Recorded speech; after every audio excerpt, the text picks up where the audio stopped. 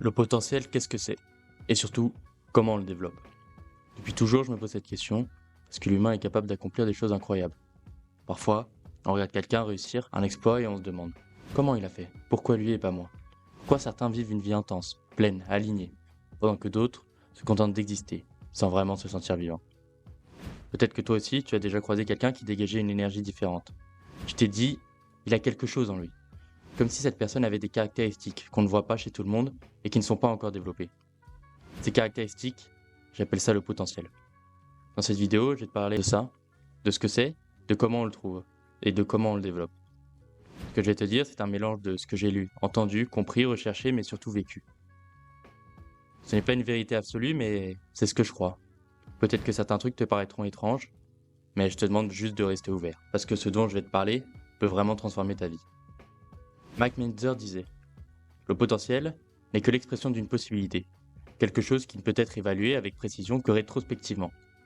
En d'autres termes, vous ne saurez jamais à quel point vous auriez pu devenir bon, à moins que vous n'essayiez. C'est-à-dire que le potentiel est une possibilité, une graine qui se doit d'être alimentée sous peine de périr. Mais ce n'est pas tout. Earl Nightingale disait, le plus grand secret, c'est que vous devenez ce à quoi vous pensez la plupart du temps. Pour faire simple, le potentiel, ce n'est pas juste une capacité physique ou intellectuelle, c'est une image intérieure, une direction mentale. Tu deviens ce que tu crois, ce que tu nourris, ce que tu attends de toi. Et puis, il y a cette formule de Brian Tracy. Le potentiel, c'est l'inné plus l'acquis fois l'attitude. L'inné, ce sont les qualités, l'intelligence, la capacité, le tempérament, les choses avec lesquelles vous êtes né et que vous ne pouvez pas vraiment changer. L'acquis, ce sont l'éducation, la formation, les compétences, l'expérience, la connaissance et la sagesse. Et l'attitude, c'est ce qui fait exploser ou saboter le tout. C'est ce que tu crois possible, c'est ton regard sur toi-même, tes pensées, tes attentes. En clair, tu peux avoir les meilleures âmes du monde, si tu ne crois pas en toi, tu n'iras nulle part. Ton potentiel, c'est ta capacité à transformer une possibilité en réalité. Alors, dans cette vidéo, on va creuser tout ça. On va parler de croyances, de pensées, de peur, de discipline, d'influence, et surtout de toi. Parce qu'au fond, cette question du potentiel, c'est une question d'identité. Et il y a un lien direct entre le potentiel et l'idée que tu te fais de toi-même. Comme on l'a dit, l'attitude est indispensable pour éveiller son potentiel. Et celui-ci se développe via l'idée que tu te fais de toi-même.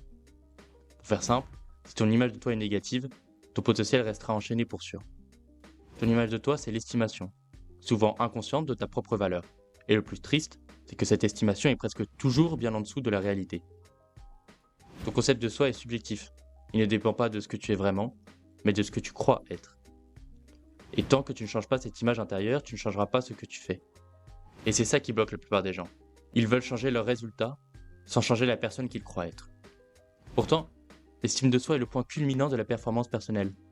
Elle n'apparaît vraiment que quand tes valeurs profondes sont en accord avec la manière dont tu les vis.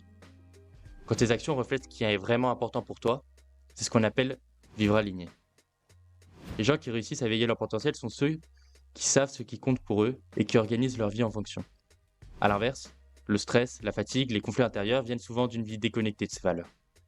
Donc si tu veux transformer ta vie, commence par penser encore et encore à ce que tu veux devenir. Fais en sorte que cette image devienne ton nouveau concept de soi. C'est ainsi que tu reprogrammes ton esprit pour réussir. Et plus ton estime de toi grandit, plus tu pourras travailler dur, persévérer et surtout, trouver ce que tu veux vraiment. Ainsi, pour changer d'attitude, et donc d'image de toi, il est temps de changer ton subconscient. En effet, l'image de toi est subjective et c'est ton subconscient qui dicte ce que tu es. Ton subconscient, c'est comme un champ fertile. Il fait pousser ce que tu y plantes. Et ce que tu y plantes, ce sont des pensées, des émotions, des croyances. Le problème, c'est que depuis qu'on est tout petit, on a laissé les autres planter à notre place. Parents, école, société, réseaux sociaux. Résultat, aujourd'hui, on vit selon des schémas qui ne nous appartiennent pas, et souvent ce sont les fruits que nous ne voulons pas. Mais voilà la vérité. On peut reprogrammer notre cerveau. Et pour ça, on doit savoir une chose. Tu peux appeler ça comme tu veux, Dieu, l'univers, la nature. Tout fonctionne avec des fréquences. Chaque pensée, chaque émotion dégage une vibration. Et cette vibration attire à toi des personnes, des situations, des opportunités qui sont sur la même fréquence. Tu l'as déjà senti. Tu croises quelqu'un et son énergie te parle tout de suite. Ou au contraire, elle te repousse. Et ça, c'est ton instinct. Il capte ces vibrations que les personnes dégagent autour de toi. Et toi aussi, tu vibres en fonction d'elles. Donc si tu veux libérer ton potentiel, tu dois changer de fréquence. Te positionner sur une fréquence ou une énergie que tu veux. Ton esprit conscient a 4 rôles principaux. Observer, réfléchir, décider et agir. Ton subconscient, lui, est activé par l'émotion. Il ne juge pas, il enregistre. C'est une forme de banque de données. Il garde en mémoire tout ce que tu vis, ressens, répètes. Pour faire simple, imagine que ton conscient est le jardinier et ton subconscient le jardin.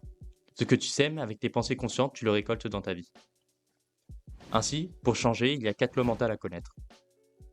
1. La loi de l'attraction. Tu attires ce que tu vibres et les personnes autour de toi sont souvent ton reflet. Tu veux attirer mieux, il faut donc commencer par devenir mieux. 2. La loi de l'activité subconsciente. Ton subconscient agit selon ton image de toi. Si tu penses que tu es nul, tu agiras comme si tu l'étais. Si tu penses que tu vaux plus, tu commenceras à agir différemment. 3. La loi de concentration. Tout ce sur quoi vous vous attardez croît. Tout ce sur quoi tu penses encore et encore grandit dans ta réalité à un moment où tu ne pensais à rien d'autre et tu commences à mettre en place ce champ vibratoire. 4. La loi de substitution. Tu ne peux penser qu'à une seule chose à la fois. Donc quand une pensée négative arrive, remplace-la immédiatement par une pensée positive. Comme un muscle, plus tu le travailles, plus il grossit. Enfin, il est possible de jouer la comédie pour obtenir des résultats dans presque tous les domaines. C'est ce qu'on appelle faire semblant. Si tu veux être courageux et ne pas avoir peur, prétends que tu es déjà courageux et que tu n'as pas peur. Si tu veux être confiant, prétends que tu es déjà confiant. Un vieux dicton que j'aime beaucoup dit « Fais semblant jusqu'à ce que tu réussis ». Agis, marche, parle comme si tu avais déjà le rôle. Et dis-toi « Je suis courageux, j'assume mes responsabilités ». Le succès commence par la prise de contrôle systématique et délibérée du contenu de ton esprit conscient.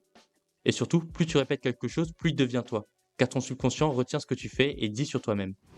Le subconscient ne retient que les phrases affirmatives. Donc attention à ce que tu dis de toi, car ton subconscient fera naître en toi ce que tu dis, de manière positive ou négative. Maintenant, nous allons parler du Mind Diet. Le Mind Diet, c'est simple. C'est comme un régime alimentaire classique. Ce que tu manges détermine ton état physique. Pour le Mind Diet, c'est exactement la même chose. Ce que tu laisses entrer dans ton esprit, les idées, les gens, les conversations, les contenus, façonnent ta manière de penser, tes émotions, ton attitude, tes croyances et au final ton potentiel. Ce n'est ni l'intelligence, ni l'éducation, ni même les opportunités qui font la vraie différence entre les gens. Ce qui fait la différence, c'est ce qu'ils nourrissent dans leur esprit chaque jour. Cependant, il y a une règle simple pour construire correctement cette diète. Il faut fuir les perdants, fuir les gens qui ne croient pas en toi, fuir les gens négatifs. Parce qu'ils vont t'alourdir, te freiner, te tirer vers le bas comme une ancre attachée à ta jambe pendant que tu essayes de nager. Si tu passes du temps avec des perdants, tu deviendras toi-même un perdant. David McClelland, chercheur à Harvard, a trouvé que 99% des échecs de la vie sont dus à des gens qui ne vont nulle part. Et même si tu es fort, mentalement, tu finiras toujours par être influencé. On parle comme eux, on pense comme eux, on rêve comme eux et surtout, on commence à douter comme eux. Et on intègre en nous leurs valeurs, leurs attitudes, leurs croyances, leurs espérances et même notre image de soi. Si tu t'associes avec des gens cyniques qui perdent leur temps, tu vas devenir pour sûr exactement pareil. Il n'y a aucune exception à la règle. Et on est tous un peu caméléons, que ça nous plaise ou non. L'énergie des autres finit toujours par nous colorer. Ainsi, il est indispensable de savoir ce que l'on veut être et de commencer à s'associer avec des gens qui sont comme ça.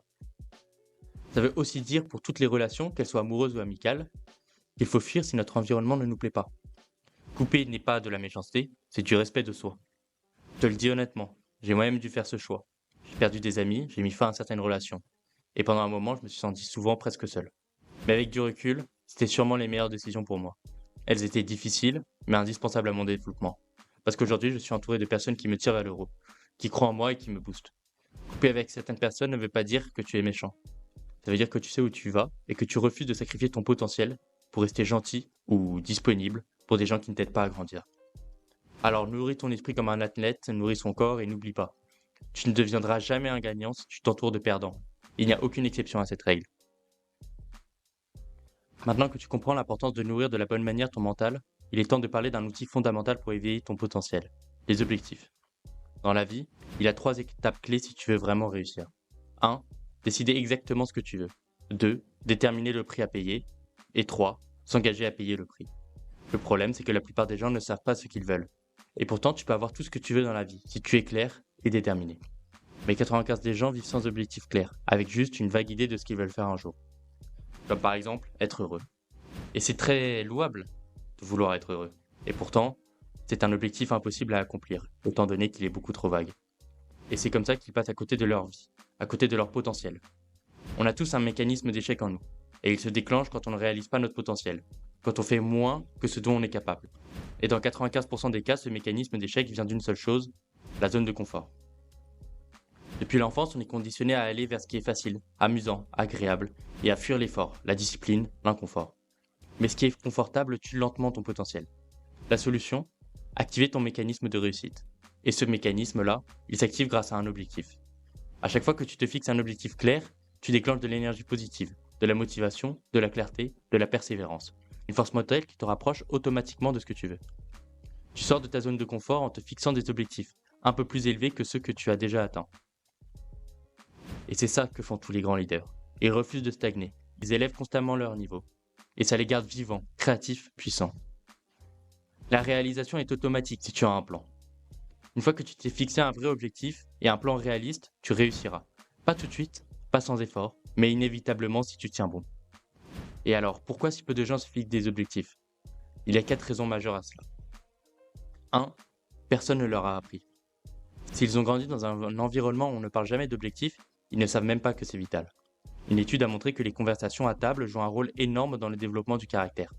Si tes parents parlent de projets, de travail, de rêves, tu as plus de chances de grandir avec une mentalité de réussite. Sinon, il faut l'apprendre plus tard, comme maintenant. 2. Ils ne savent pas comment se fixer un objectif. Pas besoin de tout révolutionner, commence simplement. Par exemple, si ton objectif final c'est de courir 10 km en 1 heure, alors tu peux le découper ainsi. D'ici 1 an, je souhaite courir 10 km en 1 heure. D'ici 6 mois, il faut que je cours 10 km en 1h15. D'ici 3 mois, 5 km en 45 minutes. Et chaque semaine, 3 séances de 3 km. Ces petits objectifs réguliers, si tu t'y tiens, te rapprochent chaque jour de ton objectif final. Et ça, c'est un plan. 3. La peur du rejet. Beaucoup de gens ont peur d'être critiqués ou ridiculisés. Quand ils étaient enfants, on leur a dit « tu rêves trop, tu n'y arriveras jamais ». Alors, ils ont appris à se taire, à cacher leur envie. Aujourd'hui encore, ils n'osent pas parler de leurs projets, par peur du regard des autres. Mon conseil, garde tes objectifs secrets, sauf avec des personnes de confiance qui ont elles aussi des buts. N'en parle jamais avec ceux qui n'ont aucun rêve. Ils vont te décourager, parce que tes objectifs les renvoient à leur propre échec. Et 4. La peur de l'échec. C'est la pire des peurs. Et pourtant, l'échec est une partie obligatoire du succès. Tu ne peux pas réussir sans échouer, c'est impossible. Chaque réussite dans l'histoire de l'humanité a été un enchaînement d'échecs surmontés. Thomas Edison a échoué plus de 1000 fois avant d'inventer l'ampoule. Et toi, as-tu déjà échoué? Et qu'est-ce que tu en as tiré? Dis-toi bien une chose, si tu grandis à chaque échec, alors tu es en train de réussir. Utilise la loi de substitution. Quand un échec arrive, ne dis pas j'ai raté, dis-toi qu'est-ce que ça m'apprend? Est-ce que ça m'aide? C'est ça la mentalité. Ici, on ne parle pas d'échec, on parle de challenge à surmonter. Pour finir, j'aimerais te parler à cœur ouvert. Je pense sincèrement que chaque être humain a un potentiel. Mais pour nous accorder aux autres, on a souvent bridé notre envie d'être nous-mêmes. Le potentiel, c'est l'expression d'une possibilité. Et cette possibilité peut être déclenchée, si on décide de l'alimenter avec des objectifs, des pensées, qui nous poussent vers ce qu'on veut vraiment. Dans le cas contraire, ce potentiel reste enfermé. J'aimerais appuyer sur ce point. Le potentiel, c'est ce que tu peux devenir. Ce n'est pas un chemin facile, mais c'est un chemin passionnant. Si à la fin de ta vie, quelqu'un te demande comment était ta vie et que tu réponds « elle était bien », alors je serai assez triste. Parce que je pense que la vie mérite mieux que juste « elle était bien ». Et pour qu'elle soit mieux, il faut chercher à accomplir son potentiel. Votre potentiel, c'est cette voix en vous qui peut te guider et devenir ce que tu veux. Chacun a sa propre vision de ça, mais ose, tente, teste, échoue et réussit. Laisse ton potentiel s'exprimer. Il ne reste surtout pas enfermé dans cette boucle de conformité. Enfin, je vais terminer avec une chose. Seule une vie bien vécue est une vie faite avec amour. Non seulement pour soi, mais aussi pour les autres. Rappelle-toi que seul ce que tu as fait avec amour a duré. Et tout ce que tu fais avec amour peut durer. Si tu prends ça comme principe de ta vie, alors tu commences à bouger et à évoluer vers ce que tu veux. Le contraire de l'amour, c'est la peur. Et si la peur nous empêche d'exprimer notre potentiel, l'amour, lui, nous ouvre les portes de l'univers. Aime-toi, vraiment. Accepte la pleine responsabilité de ta vie. Pardonne. Cherche le meilleur en toi et dans le monde. Prends soin de toi. Travaille sur des objectifs dignes de ton potentiel. Fixe-toi une mission qui te met au défi et entraîne-toi à donner ton amour aux autres. Et alors, je te le promets, tu évolueras sûrement vers les étoiles. Salut!